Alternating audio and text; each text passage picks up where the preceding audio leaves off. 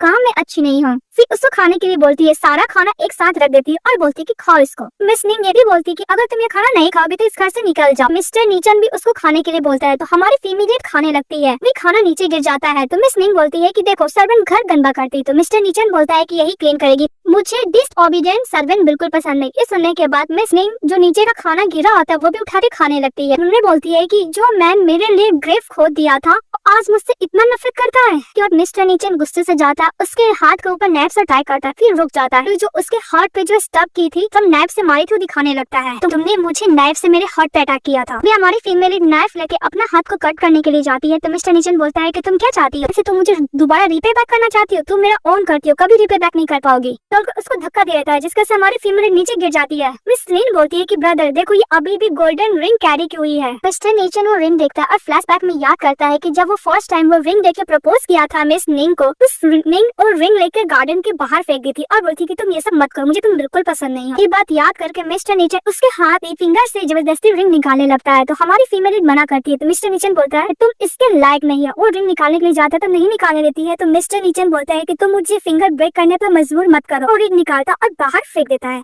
Miss निंग के phone पे gone ई का कॉल आता है तो मिस निंग बोलती है कि ब्रदर देखो इसके फोन पे गॉन ई का कॉल आ रहा है। मिस निंग और रिंग ढूंढने के लिए जाती है तो मिस्टर नीचन उसको पकड़ लेता है और गॉन ई का कॉल पिकअप करता है। तो गॉन ई बोलता है कि उसका जितना भी बैंक अकाउंट का एविडेंस है मुझे दो, मैं पुलिस को सेंड कर दूंगा। इसके बाद मिस्टर नीचन जेल में चले जाएगा, इसके बाद मैं तुम्हारे से शादी कर लूंगा। बात सुनकर मिस्टर नीचन तो और गुस्सा करता और मिस निंग बोलती है कि गॉन ई कि तुमसे कितना प्यार करता है। ये बात सुनते ही मिस्टर नीचन मिस निंग को थप्पड़ मारते उसको जाने के लिए बोलता है, गुस्सा करके उसको ब्रेक कर देता है। तो मिस उसको समझाने की कोशिश करती है कि मेरा गॉन ई का सब कुछ खत्म हो चुका है। तो मिस्टर नीचन उसे गला पकड़ देता और बोलता है कि तुम मुझे जेल बिठाने के लिए कितना फेक एविडेंस तुम्हें चाहिए। मिस निंग बोलती है कि ऐसा कुछ नहीं है। तो मिस्टर नीचन बोलता है कि तुम मुझे ऐसा फेक एक्सप्रेशन मत दो, बहुत ज्यादा डिस्गस्टिंग फील होता है। फिर मिस्टर नीचन मिस निंग को कैरी करता और सोफा पे सुलाता और बोलता है कि तुम्हारा नाम का मेरे बॉडी पर टैटू बहुत ज्यादा डिस्गस्टिंग फील होता है। तो कपड़े खोल के दिखाने लगता है तो मिस निंग मिस्टर नीचन को हक कर लेती है और बोलती कि मैंने तुम्हें कभी भी नहीं सोचा जेल पिटवाने का, ऐसा कर ही नहीं सकती हो। प्लीज मिस्टर नीचन मेरे बात पे ट्रस्ट करो, मेरा और गॉन ई का बीच में कुछ भी नहीं है, ऐसा तुम सोच रहे हो, सब कुछ खत्म हो चुका है,